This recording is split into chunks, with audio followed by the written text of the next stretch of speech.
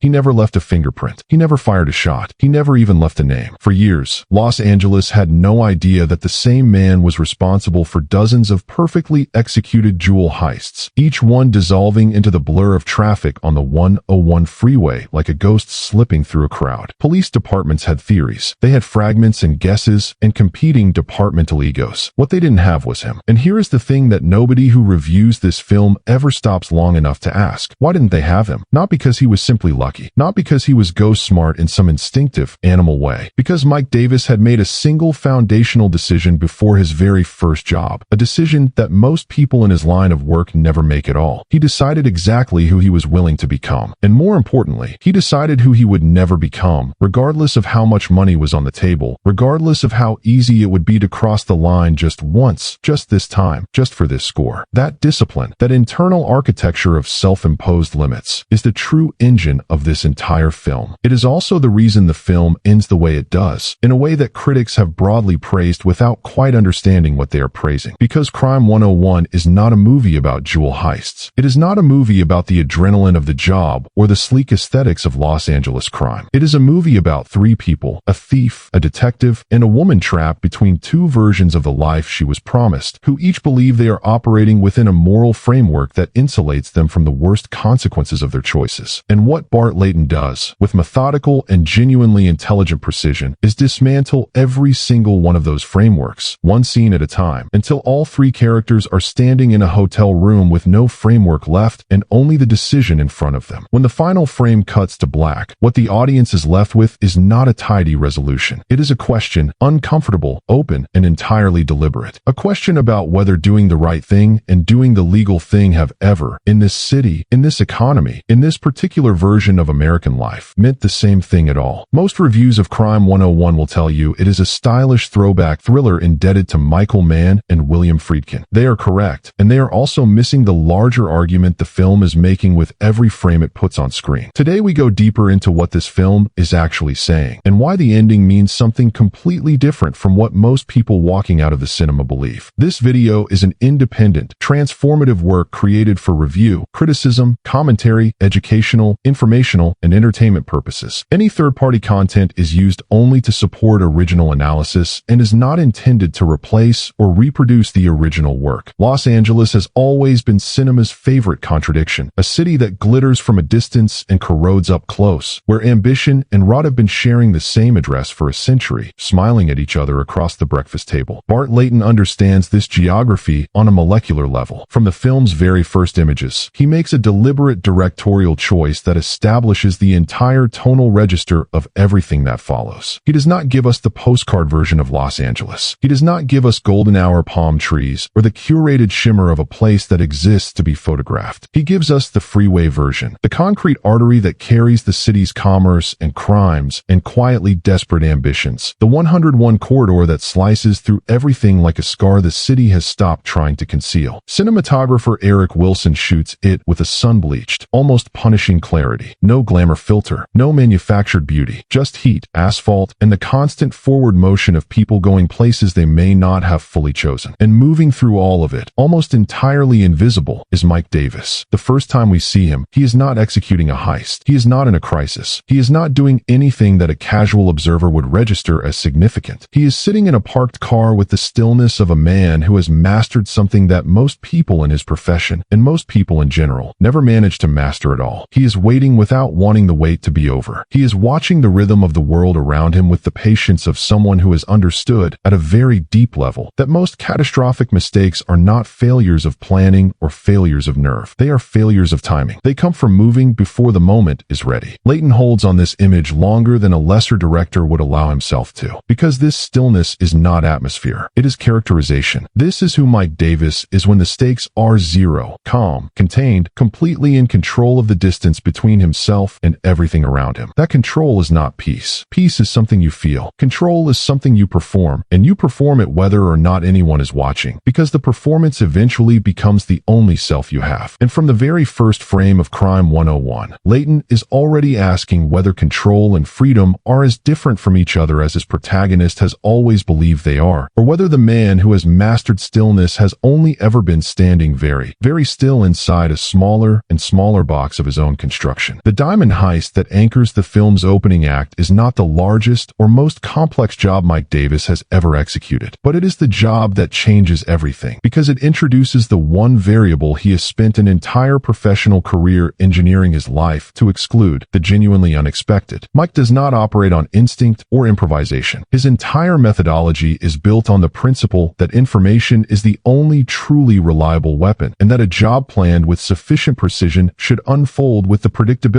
of a controlled experiment. He studies supply chains with the patience of an academic and the focus of a surgeon. He identifies the exact moment a high-value shipment is at its most exposed, the gap between origin security and destination security, the brief window when the asset is in transit and the coverage is thinnest and the response time is longest. He pays Devon, a hacker of considerable ability and even more considerable discretion, for intelligence that goes several layers deeper than anything publicly available. This particular delivery involves decoys, multiple identical cases moving through separate routes, a standard industry security countermeasure designed to defeat exactly the kind of targeted intercept that Mike specializes in. Lesser thieves are stopped cold by this kind of misdirection. Mike has already solved the problem before he ever starts the car. He knows which case is real because he has done his homework at a level the people deploying the decoys would find unsettling if they knew about it. The job should be, by any rational calculation, a surgical procedure. Clean entry, clean exit, no complications, no confrontation, no evidence. And for the most part, it is. Right up until the moment it catastrophically is not. A single bullet grazes him. Not a direct hit. Not a wound that drops him or forces him to abandon the plan midway through. A graze. The kind of thing that, in the immediate aftermath, barely registers as more than a sting and a smear of red on a jacket. But a graze leaves blood. Blood contains DNA. And DNA is the one category of evidence that Mike Davis has never, in his entire professional life, deposited at a crime scene. He walks away with $3 million in genuine stones. He also walks away with a problem, and he understands the dimensions of that problem with the same cold precision he applies to everything else. He got the money. He also got a thread. And Mike Davis has always known that a single thread, pulled by the right pair of hands, can unravel 20 years of careful invisibility in the time it takes a detective to make one phone call. What separates Mike Davis from every thief this genre has offered us before, and this genre has offered us many, from Neil McCauley to Frank and Thief to dozens of variations in between, is not his skill set, though his skill set is exceptional. It is not his nerve, though he has that in reserve at all times. It is his relationship with his own internal code, and specifically the way that code functions not as a set of professional guidelines designed to keep him out of prison, but as the architecture of his entire identity. Every major decision Mike makes throughout this film flows directly from a set of rules he established before he ever stole a single thing, and those rules were never designed primarily to protect his operation. They were designed to protect his sense of who he is. He does not use violence. He does not place civilians in the path of real physical danger. He does not target people who cannot absorb the financial loss without genuine hardship. These are not simply tactical choices dressed up in moral language. They are moral positions, held with the quiet conviction of a man who has never once needed to say them out loud because he has never once been tempted to violate them. Mike Davis has decided that he is a thief, yes, but a particular kind of thief, operating within a particular kind of ethical perimeter, and that distinction matters to him in the deepest possible sense. It matters in the way that private justifications always matter most precisely when they are the only ones available. What Chris Hemsworth brings to this role, with a physical restraint and an interior stillness that genuinely surprised me given the kinds of roles his career has most often required of him, is the psychology of a man who has constructed an entire self-conception on a distinction that no court of law and no person in his world would recognize or validate. He is not better than the criminals around him by any standard that society actually uses to measure these things. But he believes he is better. He has organized his entire behavior, his entire daily existence, around supporting that belief. And the film's central dramatic engine, beneath everything else it is simultaneously doing, is the application of increasing, specific, targeted pressure to that belief until it either breaks or reveals itself to have been more solid than the world around it all along. Meanwhile, across the same city that Mike moves through like a shadow with a meticulous schedule, a detective named Lou Lubesnick is standing in front of a corkboard trying to convince the Los Angeles Police Department that what looks like an unrelated collection of jewel thefts is actually a single, sustained, and highly disciplined criminal campaign executed by one person over many years. Lou is played by Mark Ruffalo, and Ruffalo makes the most important character choice available to him very very early in the film and then commits to it completely. He does not play Lou as the archetype of the obsessive detective genius, the man whose extraordinary perceptiveness sets him apart from the plodding institutional machine around him. Lou is genuinely smart, and his theory is genuinely correct, but Ruffalo plays him as someone who is also exhausted in a very specific and recognizable way. Sharon Combs enters this story the way injustice always enters stories, quietly, through a door marked ordinary, with no announcement and no fanfare and absolutely no acknowledgement from the institution inflicting it that anything unusual is happening at all. She is not a criminal. She is not even someone who has contemplated criminality as a serious option, not in any operational sense, not in any sense that she would have been capable of taking seriously about herself even a month before this film begins. She is a woman who has done everything the legitimate world asked of her, studied the right subjects, accumulated the right credentials, maintained client relationships with a diligence and a subtlety that her firm has benefited from for years while declining to acknowledge it in the only currency that matters inside that particular institution. The outcome of all that effort is a vice presidency that functions as a reward in title and a ceiling in practice. And Sharon is intelligent enough to understand the difference even when the people around her are sophisticated enough to obscure it. Halle Berry plays her with a quality I can only describe as controlled pressure, a woman who has been managing the gap between what she is owed and what she is receiving for long enough that the management itself has become invisible even to her. And the film's most precise moment in this section arrives when a newer colleague closes a major deal with a wealthy client named Stephen Monroe that Sharon had been cultivating in the surrounding territory of her own client relationships. She is not present for the closing. She hears about it the way employees who are not quite in the inner ring always hear about the things that matter, too late, in a corridor, from someone who is already moving on to the next thing. The colleague gets the credit. Monroe gets his deal done. Sharon gets the particular kind of silence that institutions deploy when they want to communicate that this is simply how things work without ever having to say so. Layton frames this in a quiet, unshowy shot, Barry watching through glass. The geography of the office doing the work the script does not need to do explicitly. And what it shows us is a recalibration happening in real time. Not rage, not a decision, a recalibration. The moment when a person who has been operating on the assumption that the system will eventually recognize them begins to make a different calculation entirely. This is the parallel the film wants you to hold. Mike Davis built an internal code to operate outside a system that would never give him what he needed. Sharon Combs built her life inside a system that made the same promise. The film is arguing that these two people, arriving at the same conclusion from diametrically opposed directions, have more in common than either of them would ever willingly admit. And that argument is what the rest of the story is built to prove. Back in Mike's world, the consequences of the canceled Santa Barbara job are compounding faster than he anticipated, and they are compounding in the particular direction he was least equipped to manage, towards someone else's decision, made with someone else's calculus, inside the same operational space he thought he controlled. Money does not wait for Mike to be ready. He cannot afford to, and more importantly, he does not particularly see why he should. Their relationship has always been transactional. Mike provides the score, money provides the infrastructure, and the division of labor has worked because both parties have understood their roles and not deviated from them. But a canceled job is a deviation. It is a gap in money's schedule and a hole in money's revenue. And money, played by Nick Nolte with the world-seasoned authority of a man for whom moral ambiguity ceased to be a category of experience decades ago, is not a man who tolerates gaps. He fills them. He fills this one with Orman. Barry Keoghan's entrance into the film is one of its most carefully considered pieces of direction. Layton does not build to it, does not introduce Orman through dialogue or reputation or anyone else's account of who he is. He simply puts him on screen on a dirt bike, moving through a neighborhood with the barely contained forward momentum of someone for whom stillness has always felt like a form of dying. Keoghan does not play Orman as a villain in any genre-conventional sense. He plays him as a young man who is completely, unshakably present in each successive moment. Not intelligent in the strategic sense that Mike is intelligent, not patient in the tactical sense that any successful criminal needs to be patient, but present in a way that is genuinely frightening because it forecloses the possibility of prediction. Orman does not plan 3 moves ahead. He does not plan 1 move ahead. He experiences each moment as its own complete event and responds to it with the entirety of whatever energy he has available, which is considerable and unmanaged and frequently expressed through violence. When he carries out the Santa Barbara job, he does not execute it the way Mike would have executed it. He does it loudly, visibly, with a disregard for civilian exposure and operational cleanliness that would have made the the job unacceptable to Mike before it even began. In this contrast, Orman completing a version of the job that Mike refused to do, and doing it in a way that proves precisely why Mike refused, is the film's most efficient piece of thematic architecture in this act. The absence of Mike's code is not simply a stylistic difference. It is a moral category, and that moral category has now been let into the story through a door that Mike cannot close. Mike realizes he is being tracked by Orman through the kind of peripheral awareness that is less a developed skill than a survival reflex built up over years of operating in environments where being noticed is the prelude to everything going wrong. The confrontation that follows the high-speed chase is worth examining at the level of craft before examining it at the level of character, because Layton handles the action sequence with a restraint that is deliberate and meaningful. The chase is not the point. Layton does not linger on it, does not amplify it with the kind of editorial intensification that would signal to the audience that this is a set piece designed to accelerate the heart rate. He moves through it quickly and purposefully, arriving at the moment that actually matters. Mike, having caught the person who was following him, now face to face with the specific embodiment of everything his code was built to exclude. What Mike finds when he looks at Orman is not a rival professional. It is not a competing intelligence with a different methodology. It is someone operating in the same city, pursuing the same resources, with no framework whatsoever beyond immediate appetite. Mike delivers the warning, "Stay away," clearly, without performance, in the tone of someone who means what he says and has never needed to say anything twice. Orman hears it, and this is the critical psychological detail that the film handles with genuine sophistication. Orman is not deaf to Mike's warning, and he is not stupid enough to dismiss it as empty. He registers it accurately, registers that this is a man who does not bluff, who means the words he is using, who will follow through. And then he files it away in the part of his psychology where external constraints on his behavior go, which is not a place that has ever had much influence on his actions. Because Orman's problem, and it is a problem that will eventually cost him his life, is that he cannot subordinate his immediate desires to a longer-term calculation for long enough for that calculation to do him any good. He can understand the danger. He simply cannot make that understanding govern his behavior when the desired object is close enough to reach. Mike cuts ties with money after discovering Orman was his substitution. This severance is significant for reasons that go beyond the professional disruption it causes. Money was the last institutional relationship Mike had, the last thread connecting his carefully isolated existence to the broader criminal ecosystem he has been operating in. Cutting that thread is consistent with his code. It is also, structurally, the act that leaves him most alone. The car accident that introduces Maya is one of the film's most quietly assured creative decisions, and it is worth understanding why Layton chose it rather than any of the more conventionally cinematic alternatives available to him. A chance meeting over a minor collision is not romantic in any way that a film usually earns the right to be romantic. It is irritating and mundane and slightly embarrassing for both parties, and it produces not warmth but friction. The specific friction of two strangers who are inconveniencing each other on a street where both of them had somewhere else to be. Monica Barbaro plays Maya with a naturalness that resists every temptation to signal significance. She is not mysterious. She is not immediately fascinating. She is a person who has been rear-ended by a stranger and is managing the bureaucratic aftermath with a combination of competence and mild exasperation. And this is exactly why the scene works as a structural counterweight to everything else happening in the film. Every other relationship in Crime 101 is transactional. Mike and money, Mike and Devin, Lou and his department, Sharon and her firm. Maya is the one person Mike encounters who has nothing to do with any of the systems operating on his life, and that absence of transaction is, for a man who has structured his existence around eliminating all unnecessary contact with the world, more disorienting than any professional complication. Layton allows the relationship to develop in real time, which is to say slowly, through the accumulated weight of small moments rather than through any single dramatic event. Mike returns to Maya's orbit not because he consciously decided to pursue it, but because the decision was made somewhere below the level of his deliberate control, in the part of himself that his code was never designed to govern because he had always assumed it would stay quiet. Meanwhile, Lou Lubesnick has separated from his wife Angie, not with the confrontation the emotional weight of the marriage's decline probably warranted, but with the quiet inevitability of two people who let too many evenings pass. He ends up in Sharon's yoga class. Los Angeles, which is both enormous and strangely intimate, is once again doing the structural work of the story, moving its pieces into proximity before any of them understand what proximity is about to mean. The blood trace from the diamond job has been sitting in evidence with the inert patience of a